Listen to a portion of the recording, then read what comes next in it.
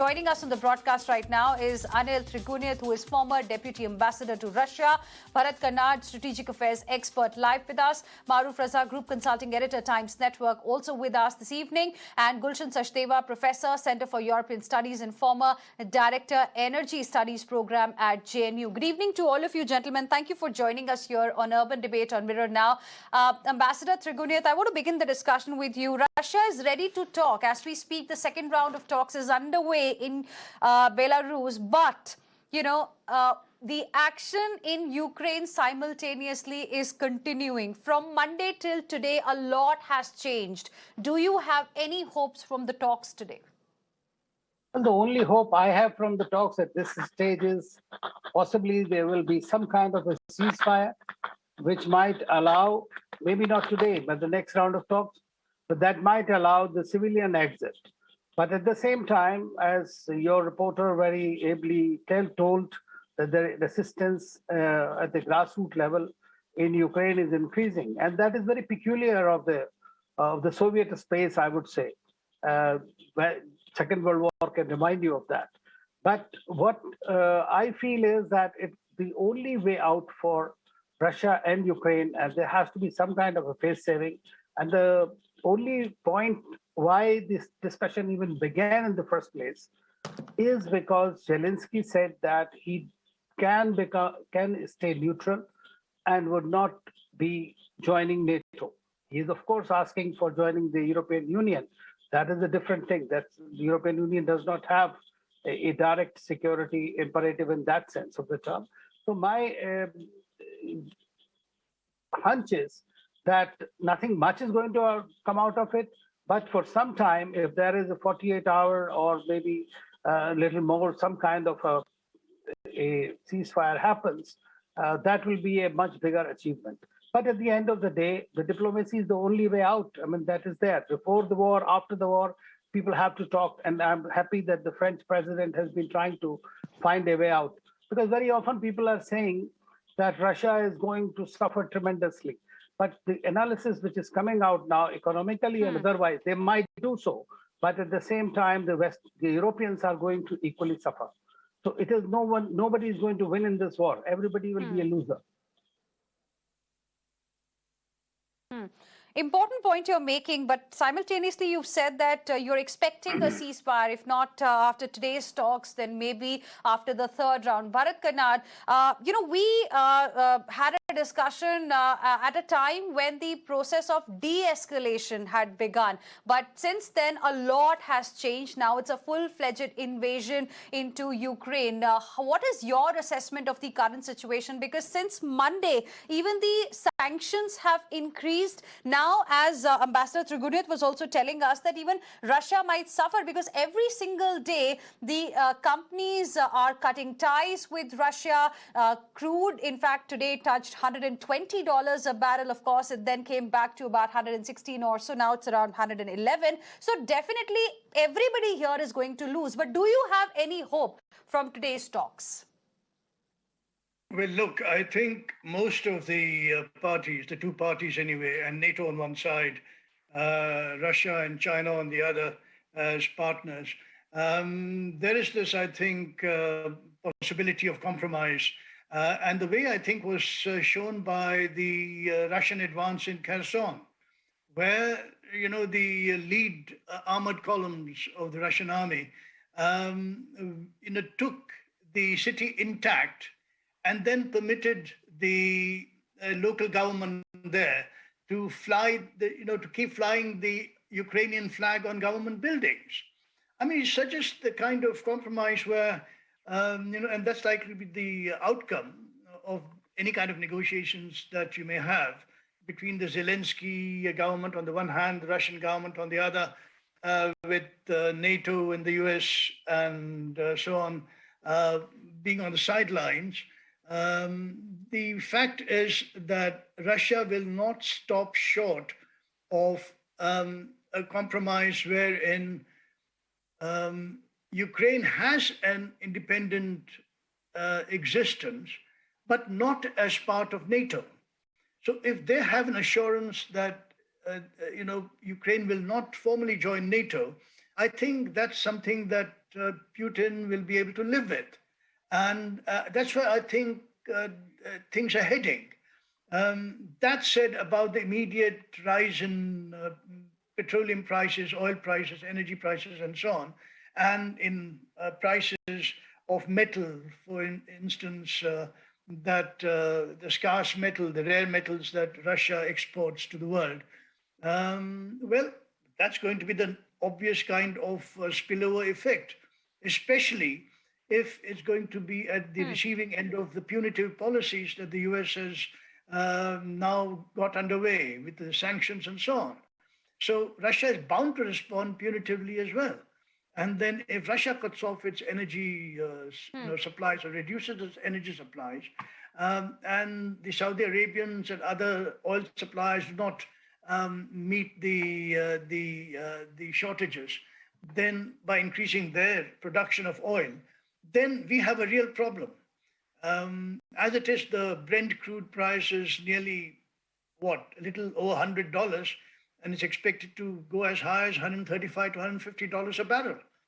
That could really hurt. Today, it in fact touched 120 as well, briefly. There you are, yeah. So, it's expected to touch 150.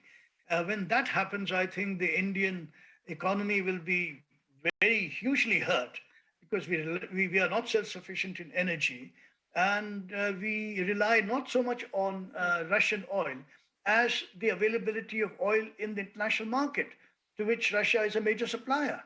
So when the production and the availability of oil goes down, what oil is available is then only affordable at a higher price. So these are the kinds of considerations I think the entire world is going to suffer from, and there's no way around it. It's just one hopes that the compromise that will come about sooner than later, and that Russia will, in some sense, settle down and not push their advantage that they have in military sense, because really Ukraine cannot match up with Russia military terms, and they really cannot fight a war other than in the small action guerrilla partisan warfare sense, which really will not fetch them the kind of results they want, or at least what President Zelensky has hinted at, which is retention of the kind of freedom they want. They won't have that. Okay. Maroof, as we speak, we are getting updates that, the Quad summit is also underway. Apart from this, NATO is expected to hold an emergency meeting over Ukraine issue on 4th of March. So do you think now probably the assurance that Putin was looking for is something that is being considered, should be considered?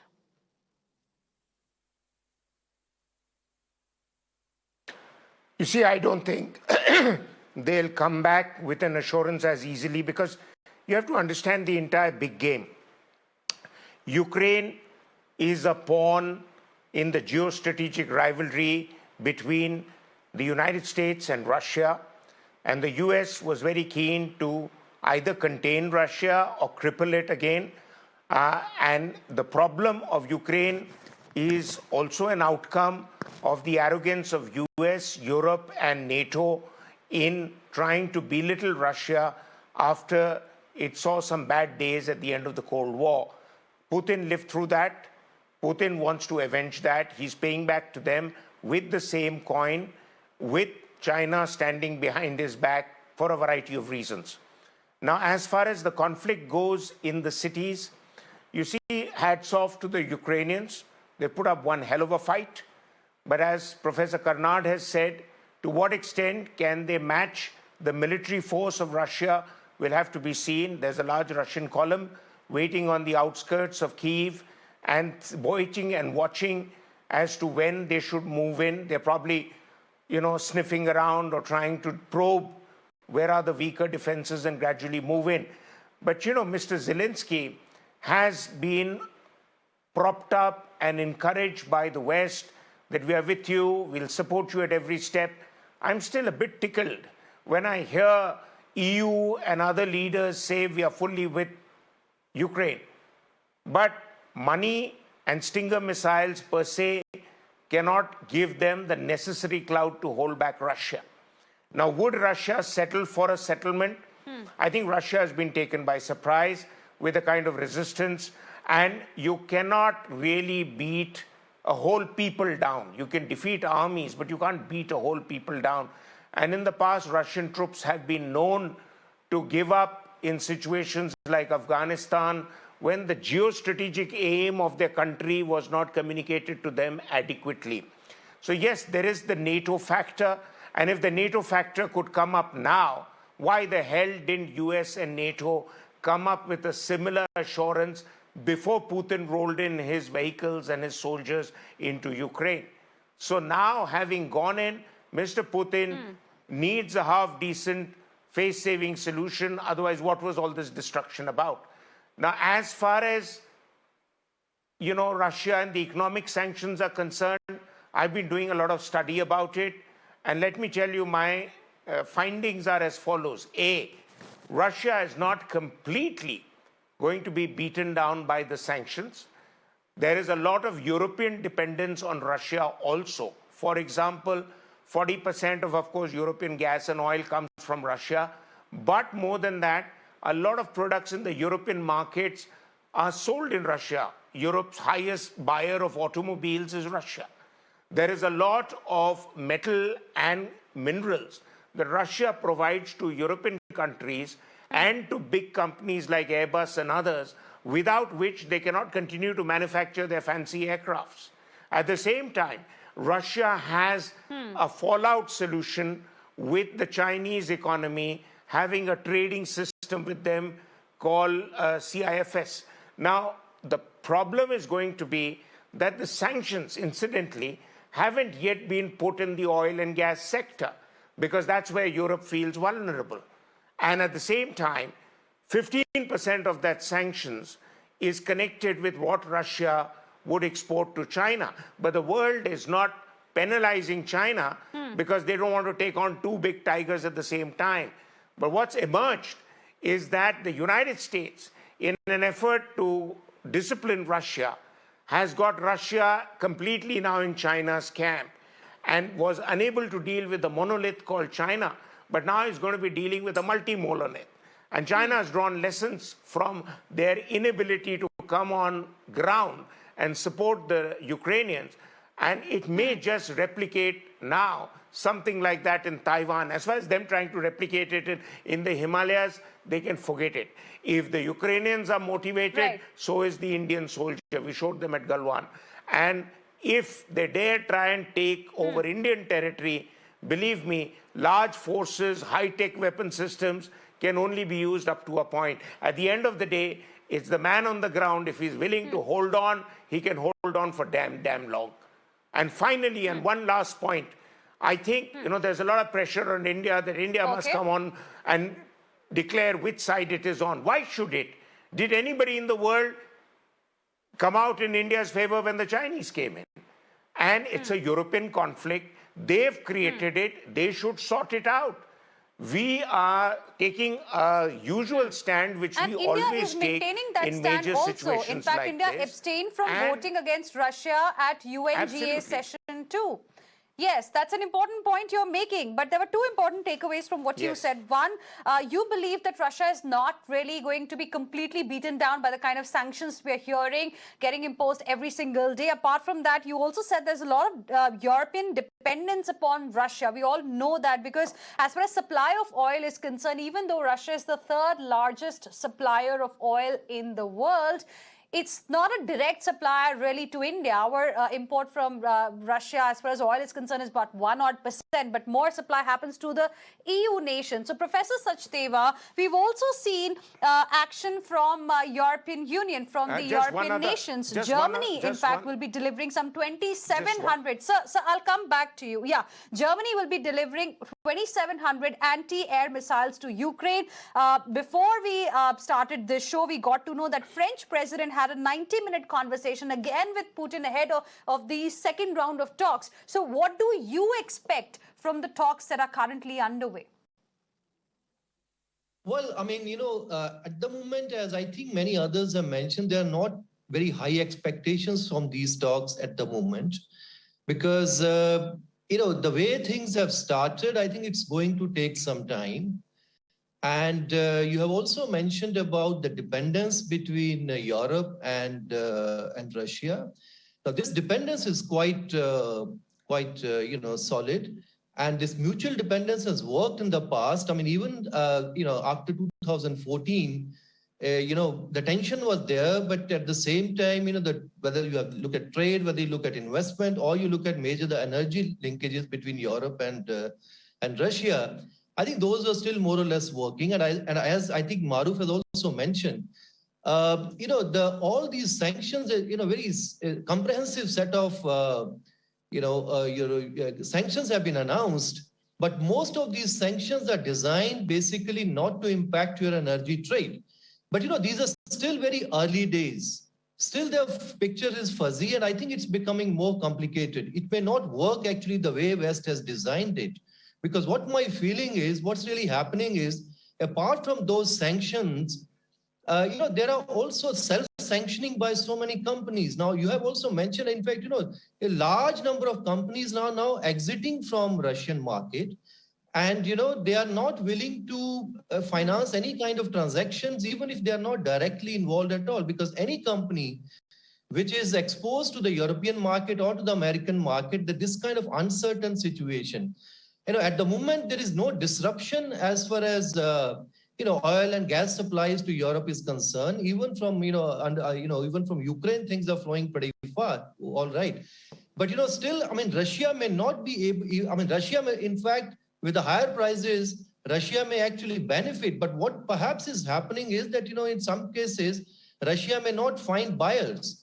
And, every day it produces about 10 to 11 million, barrels of day of oil. And I think there are some estimates that, despite not trying to disrupt Russian oil and gas supply, still there could be disruption of about 3 to 4 million barrels in the coming days or coming weeks. So in that sense, there could be, these are the factors which are really affecting global prices. And in fact, if I've looked at a couple of scenarios in which now they are looking at between 120 to 130 in the range of, price, what, oil price is going to be in the next couple of months. So this was not the way actually they thought the sanctions are going to work, because this was, and if the prices are higher of the oil prices, it's not going to hurt just, Russia in any way, but it's also going to hurt every other economy, particularly American economy and European economies, and also economy like India. So once the prices are higher, there are going to be inflationary pressures, and inflationary pressures, what you have, all the central banks, basically they are going to tighten the money supply. And in that kind of situation, less resources are going to be there for investment. So ultimately you are actually reducing, the growth prospects of the global economy, which was just coming out from the pandemic. So the sanctions are designed in a very different way, but it may end up in a very, very different scenario what we might have. So, but only thing is that, if the situation they are able to stabilize in the next few days or something, which is highly unlikely, because Russian designs have not really worked so far the way perhaps we really do not know what the Russian end game is. But still, perhaps most people expected that it will be a matter of only a few days. But now, I think even the West is seeing that, this hasn't worked the way perhaps Russia would have designed. So now NATO, of course, will not fight directly at all in any way. They are not even willing to implement even no-fly zone there. But at the same time, they would be very happy if Russia is kind of stuck in Ukraine. And if that is the situation, we are talking about not just only weeks, perhaps few months of this kind of instability, which is really going to create havoc for the global energy market and also for the global economy in the long run. Absolutely. Maroof, now you wanted to intervene earlier, but I had to go across to Professor Sachdeva as well. Now, since yesterday we are discussing the issue of sanctions, and we got a sense that, the sanctions that are in place right now, they won't really have a very big impact on Russia, and maybe they would not act as a deterrent as far as the current situation is concerned with respect to Vladimir Putin, the Russian president. But then the West is also likely to be impacted by these because of what is the fallout of these sanctions, the way energy prices are rising, the way commodity prices are rising, stock markets are falling. European Union is going to get impacted. Then why nothing is being really done is my question.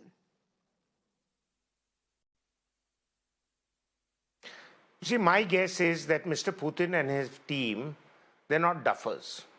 They've done their homework and they've seen to what extent they will be hurt. Now, let me give you a few figures. You know, between 2014 and 2018, the sanctions that were announced and they tried to implement it when Russia went into Crimea did have, some would argue, an impact of about 1.5% annually on Russia's growth and GDP. But realistically speaking, Russia is still around.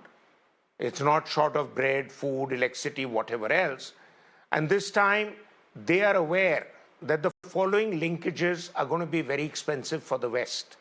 Firstly, you know, Russia may have $630 billion of foreign exchange reserves in global banks. And if global and international banks do not allow Russia to access those reserves, they go against a cardinal principle in which people put money in banks. That is, when I need my money, I need to be able to withdraw it. And that is going to give them a massive blow to their reputation and in future confidence of potential bankers and investors and whatever else. The second thing is that Ukraine and Russia together provides 25 to 30% of the world's grain. Ukraine is Europe's breadbasket. And if Russia continues to carry on with this situation forever, because people say that don't roll your tanks into the cities because you will cause, human absolute catastrophe, then Russia will say, fine, we'll stay around the cities and we'll do a siege of the cities. That means Ukraine essentially is dysfunctional when it comes to trade and other things. And that is going to have a ricochet effect on European economies and the world economy, because they are also more or less the chief monopoly provider for sunflower oil, which is the main cooking oil for most of the world. So there are various other aspects between Russia and Ukraine that the world is not announcing. Yes. And let me tell you two other quick points. That's the moot point here, and because world is also equally going to suffer. Very quickly, sir. Yeah, so it's not Heena, it's not just oil and energy, and that has been explained well by Professor Karnad and Professor Sachdeva. But, you know, oil and energy apart, there is a fact very few of us know in India, that India has huge oil strategic reserves. The government took a decision sometime in November, December, that in a crisis like this, they would allow some of that reserves to hit the market, which means out of 39 million barrels of oil, crude oil that we have stored, the government is willing to let out sufficiently so that the price of oil in India comes to the equivalent of $82 to $85 a barrel.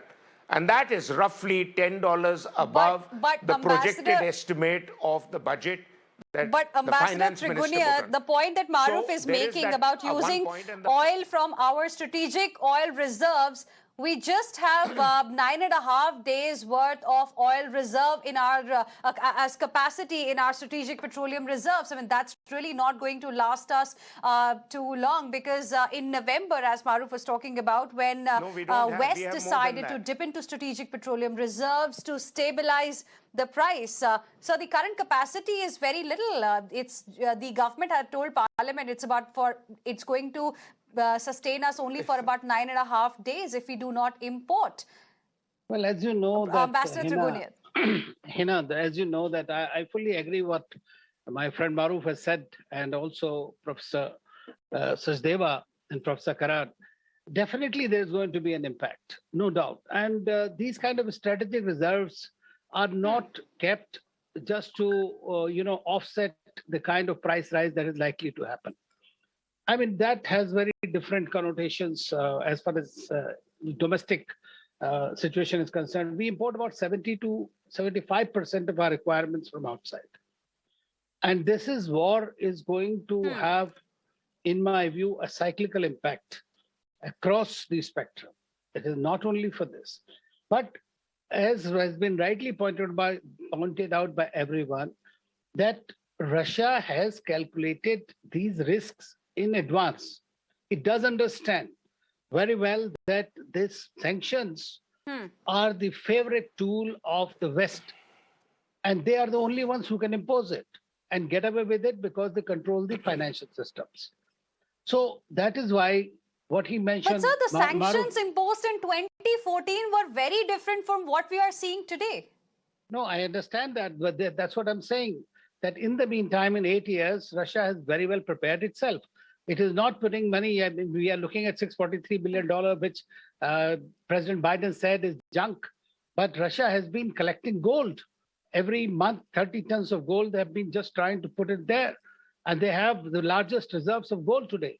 And secondly, the other day I was listening to some of the Europeans saying that now we'll not allow the microchips and the semiconductors and all that to go to Russia.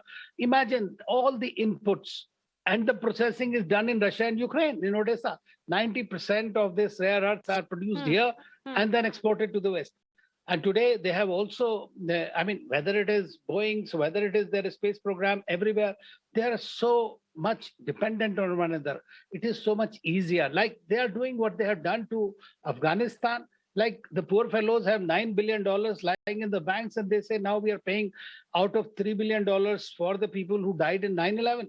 I mean, you were controlling Afghanistan for 20 years.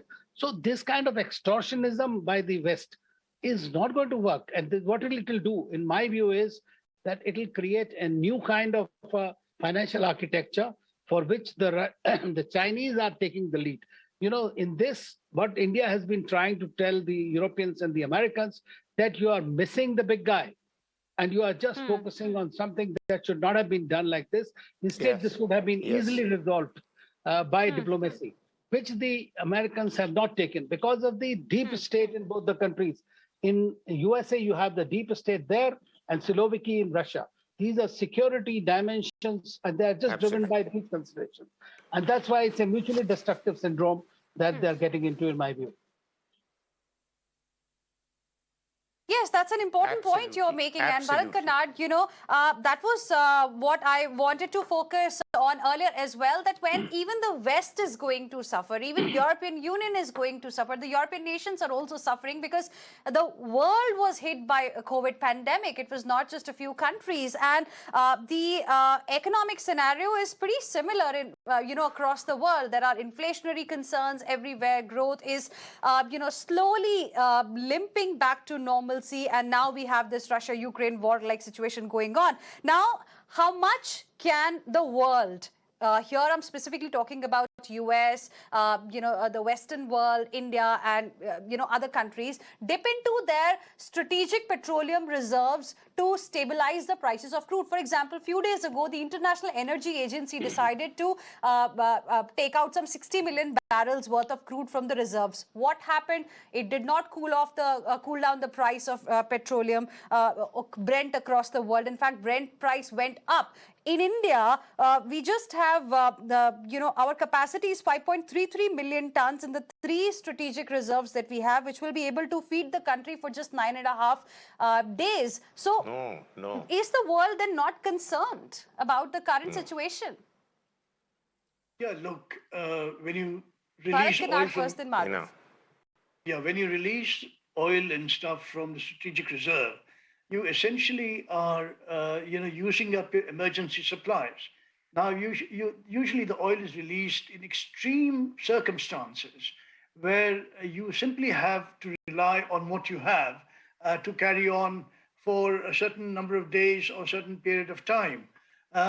It cannot be a long-term solution because even if you factor in the strategic reserves of the United States, which is the largest in the so-called free world, it isn't all that much by way of meeting the international demand.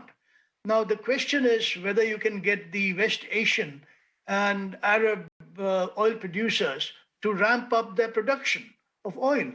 They have the capacity to do it. They sort of tamp down on it because it fetches them a higher dollar. So they have no incentive other than to please the United States to increase their production. Now, when they see, and ultimately the Arabs are good traders and see where their benefits lie in terms of in terms of profits and revenue, etc. They're not going to say, well, oh, just because Washington asks us to ramp up production, we'll do so.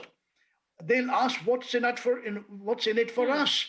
How do we benefit in the long term? Supposing we denuded our oil reserves in the manner you suggest, as it is, their oil reserves are going to take them to about another 8 years only by way of maximum production. Only 80 more years at the present standard of living is what they can afford. And that's what happens after 80 years. Do they go back to their Bedu, desert kind of terrain? They have nothing to do except graze camels. The point is very real that these are exhaustible reserves. Now, strategic reserve, as I said, is always a bridging solution. When you tap into the strategic reserve, it's only for a very short time and for a very short duration and for a very purposive, mission. You do not do it just to alleviate your energy problems as a general solution for things. So, I don't think the strategic reserve is much of a panacea for the world, and certainly not for India. There are conflicting views of exactly what our reserves are, but it's really not going to be more than 15 days at the current rates of consumption. It may not be 9.5 days, as you suggest. It might be a little bit more, but there's also a reserve meant for military purposes that are set aside by the government, etc. So, however that works out, the fact is it's still a very limited period of time. So I'm not sure that strategic reserve is a solution for anything. Certainly, least of all, energy, the lack of energy supplies, if Russia decides to cut itself off from the oil market or is compelled to do so by the kind of sanctions imposed on it by the United States and the West. Maroof wanted to come in. In fact, this 9.5 days that I'm talking about, this is what the government only says about what we have right now. Yes, Maroof. No, Heena, with due respects to the government, I don't buy that line. Research has shown that we have strategic reserves of 39 million barrels. And that is about, it's about more than 3 months worth of our requirement. But since I've been badgered quite a bit about raising this point of strategic reserves, let me explain one or two things. I am not saying for an instance that No, I was only quoting, sir, what the government in fact had informed Parliament. No, I'm not criticizing you. I'm just saying that figure I don't agree with, whatever the government's assurances to the Parliament, because there is research that is there available for us to see that it's much more than whatever amount that was quoted in Parliament. Perhaps that was the amount that the government perhaps said in Parliament is what they could let out into the market and not completely dry up all their reserves. But we are not talking of strategic reserves to completely counter buying higher price oil from rest of the world. We have to keep buying that. But it's just to cushion the hit on the public, because years ago we took a decision that our oil pricing will be linked to global market pricing. Now, why do oil prices go up? Do you know that many countries in the Middle East produce oil at about $30 a barrel? The mean average is $60 a barrel. OPEC stays with that number because OPEC is comfortable with that, keeping profitability in mind for OPEC members. But Saudi Arabia's produce it at much lower cost. Some others produce it at much higher cost, like Nigeria, for example. But having said that, the price of oil is also ratcheted up by exporters and oil speculators who play up on the fear sentiment that exists in the global market. So, there's likelihood of the Hormuz Strait being blocked, so let's hike it up from $60 to $80. Oh, the Russians are also going to be blocked out, so let's hike it up for $105, and now you're okay, 120. Professor Karnad perhaps knows a lot more than us, has said it could go up to 150, whatever. I would recommend to your viewers to read a book by Mansoor Khan, formerly a filmmaker, but an engineer and an analyst who's written a fantastic book called The Third Curve.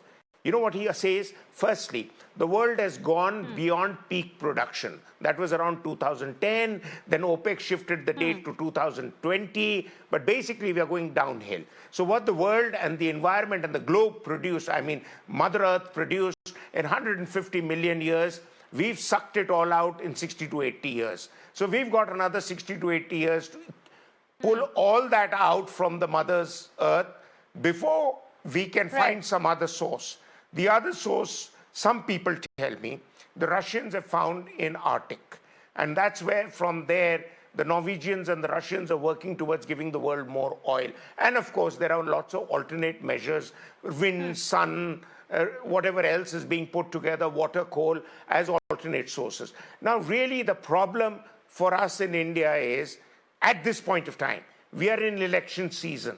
Will the government allow prices to be hiked and then be blamed for hike in prices? Or will the government not allow the prices be hiked, but do away with the excise it runs on these oil imports? Because if excise is reduced, then the government doesn't have money. An estimate by State Bank of India recently, Professor Sachdeva had suggested that if Brent stays above $100 a barrel for a sustained period of time, it's going to cost the government about 1 lakh crore in revenue. And already there is a loss of about 9 to 14 rupees per litre that oil marketing companies are seeing in petrol and diesel prices. So, people clearly are worried what's going to happen as soon as the elections are over. Professor Sachdeva, I want to give you the last word because I have very little time left on the debate. As we are speaking, we are getting to know from agencies that US President Joe Biden will be imposing more sanctions against Russia now, this time against a number of Russian oligarchs and their families, including a travel ban. So it's just increasing, and it's very different this time from 2014. You're absolutely right. This is very different than what 2014 we have seen.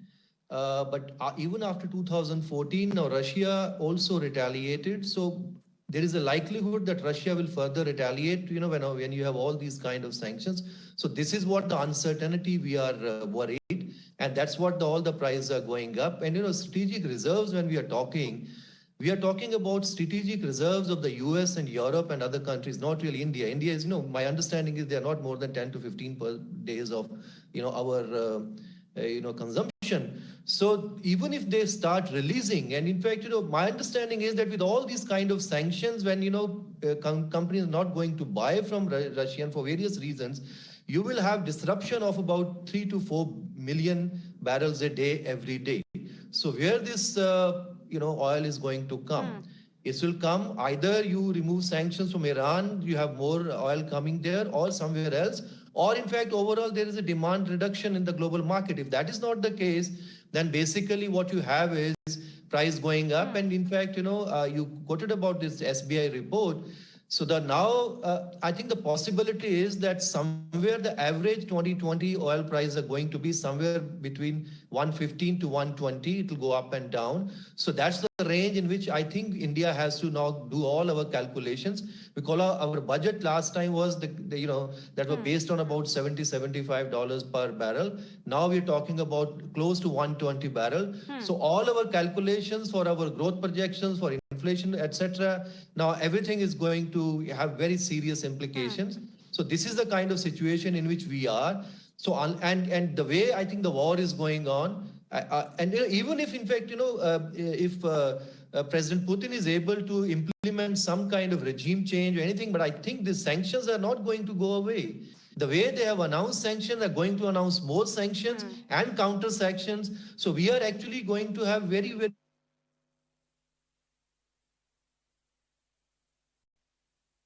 Well, absolutely.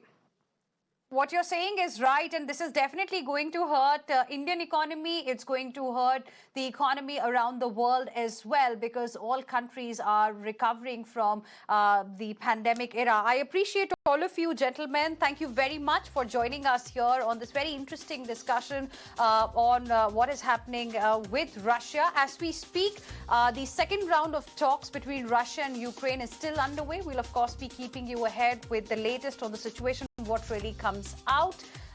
There are not many hopes, but still we'll see what eventually happens, because the